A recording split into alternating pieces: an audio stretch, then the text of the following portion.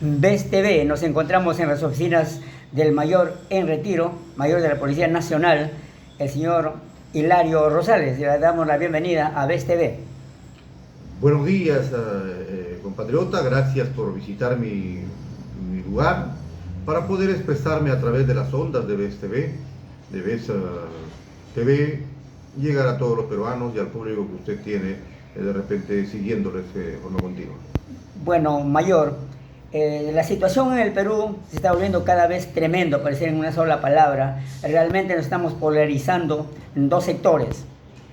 Uno que domina y otro que es el dominado.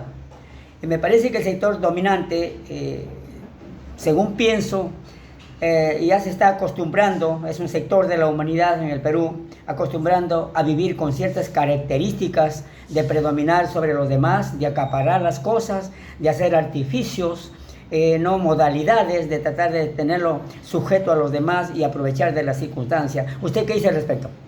Esa es una consecuencia de la caída del modelo económico que estamos llevando nosotros.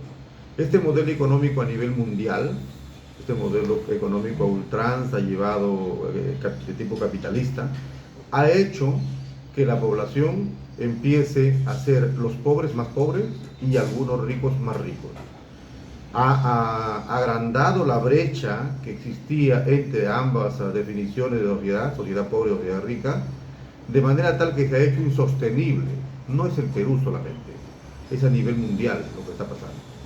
Ahora, si lo traemos al Perú, nos damos cuenta que nosotros nos hemos preocupado porque hemos sido engañados por los políticos de turno y por la prensa de que solamente la inversión extranjera va a resolver los problemas del Perú, y eso es mentira.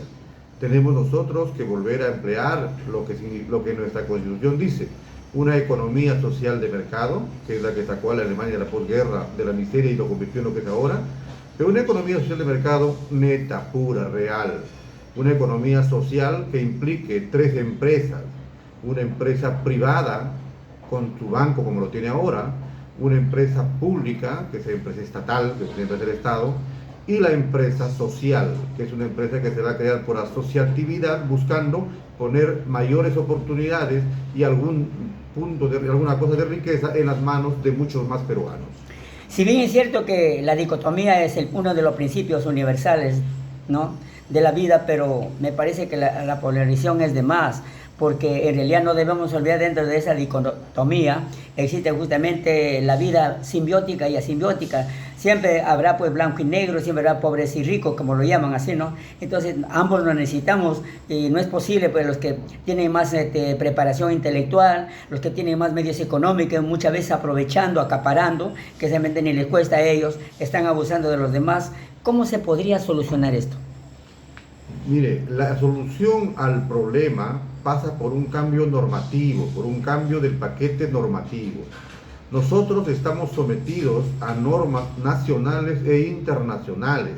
Las internacionales, por ejemplo, son las normas de derechos humanos, aquellas que nos obligan a nosotros a cumplir con una receta que nos dan los países desarrollados, de todo caso Estados Unidos, una receta de qué hacer en el Perú. Esa receta no lo podrían aplicar ellos en su país porque su país colapsaría. Nosotros tenemos la obligación de respetar los derechos humanos de todos, en todos los extremos, y aunque esto destruya la moral de la sociedad. Un ejemplo pequeño: quien renuncia, quien roba, quien maltrata, quien vulnera los derechos humanos de otra persona, automáticamente está renunciando a los suyos. No es posible que yo violente los derechos ajenos y pretenda que se respeten mis derechos. ¿Cómo usted lo dice? ¿Cómo usted lo puede entender fácilmente? Vea lo que pasó con Pedro Castillo. La señora fiscal de la Nación se presentó con un ejército atrás de ella, tipo romano, y lo trató, dijo que Pedro Castillo encabezaba una organización criminal en el gobierno. Pero a la hora que le tocó a ella y dijeron que ella encabeza una organización criminal, dijo: no se está respetando mis derechos, no se respeta mi principio de inocencia. Señores, ese es el defecto. O sea, para los demás todo lo malo, y para mí, a mí sí que me respeten, eso no tiene fregado nosotros. Al parecer, y se ve, ¿no? De que hay un sector humano de que tratan de vivir de lo fácil, ¿no? Ellos no quieren salirse de ese sistema, de ese panorama, de tratar de desoír las normas, o acomodar normas a su favor, porque están habituados o acostumbrados, como es un sector ya, acostumbrados a vivir de lo fácil, porque si ellos no van a tratar de desoír, de tratar de violentar, para tratar de ser prepotentes, entonces ellos no van a gozar de esa dicha de tener, de acaparar las cosas, y entonces no se les va a poder quitar esa forma de vivir fácilmente. Se han habituado, ya desde los padres los hijos lo van inculcando de esa manera. A nosotros nos han engañado y nos continúan engañando que tenemos que respetar todos los acuerdos mafiosos, todos los contratos entreguistas, toda la forma de saquear nuestro país y nuestras riquezas. Tenemos que respetarlo para que exista garantía jurídica, para que no se vayan los inversores. Señores, tenemos que despertar, compatriotas. No se trata de cuidar la permanencia de los inversores en el Perú cuando estos son unos delincuentes. No es correcto eso. Esa norma, esa forma de concebir las garantías jurídicas, las garantías legales para que quien invierta tenga garantía que su plata no se va a perder, debe darse, como le dije antes, quien respeta los derechos ajenos, debe darse para quien respeta los derechos de los peruanos. No puede ser, por ejemplo, que estemos litigando con Rutas de Lima cuando todos sabemos que eso es un acto de corrupción por el cual tiene ahí. Es un contrato con una hoja y como 50, 60 adendas y me quedo corto de repente. Entonces, si nosotros acostumbramos a eso, vamos a tener los empresarios que tenemos acá en el Perú, que es un país altamente corrupto, un país que tiene muchas leyes, es un país que no cumple sus leyes y que es altamente corrupto. Nosotros tenemos una ley matriz, una ley madre, a esa le hacemos un agregado en otra ley, a esa otro agregado en otra ley, otro agregado en otra ley, al final esa ley nunca desaparece cuando pudo haber sido cambiada y puesta una ley más adecuada, pero no, pues esta ley continúa y yo le agrego y le agrego y le agrego y le agrego. Por eso digo, debemos cambiar el paquete normativo y que nuestros empresarios, aquellos que tienen contacto con nosotros, se olviden del Tribunal Constitucional y del Poder Judicial. Si usted viene e invierte en el Perú, se sujeta a las reglas que el Perú ha puesto para el empresariado. Y las controversias se acaban en el Tribunal Arbitral del Perú. No tiene por qué irse al Poder Judicial y al Tribunal Constitucional, porque eso es mañosería y es una forma de sacar la vuelta a la obligación que tiene con el Estado. Y así, aplicando la ley de derechos humanos, leguleyadas, terminamos nosotros condonando las deudas a los que más tienen, pero a los que menos tienen se les quita todo, hasta los calzoncillos.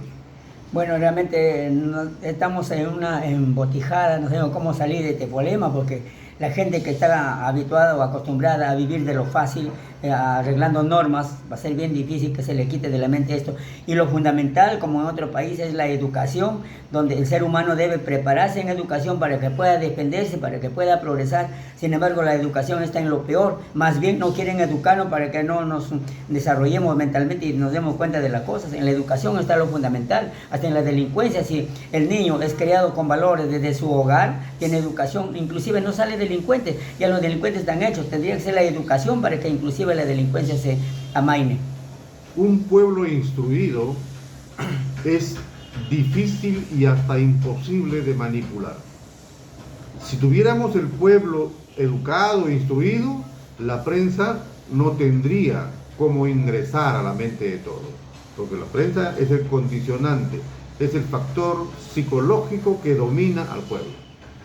Sin embargo, quienes manejan el poder en el Perú no les interesa que el pueblo se eduque, no les conviene que se eduque. Vayamos a Ica, donde están ahorita el agroexportación en su auge, donde se habla de que la mayor cantidad de divisas que está entrando es por agricultura. Eso es una actividad esclavista, es una actividad que nos regresa a los años antes de la reforma agraria y va creando un caldo de cultivo para que con más violencia en algún momento la gente se levante.